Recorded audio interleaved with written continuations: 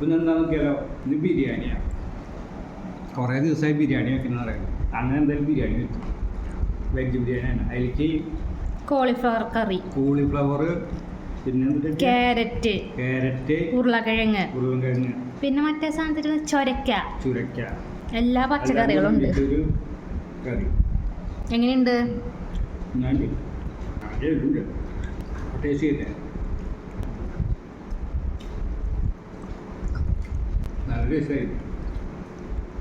എരിവ് മാറാൻ സർലാസ് കൂടി ഉണ്ട് കേട്ടോ.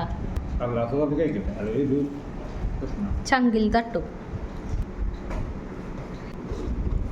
അപ്പോൾ അടിപൊളിയായിട്ടായിരുന്നു. മതി ശരിക്കും സർലാസ് കഴിക്കുന്നത് ഇതാണ്, വെജ് ബിരിയാണി കഴിക്കുമ്പോൾ നമ്മളെല്ലാം തലയിട്ടാണ്. മീറ്റിൻ്റെ ഒപ്പമാണ് മോരിനോടനുബന്ധിച്ച സാധനം പാടില്ല.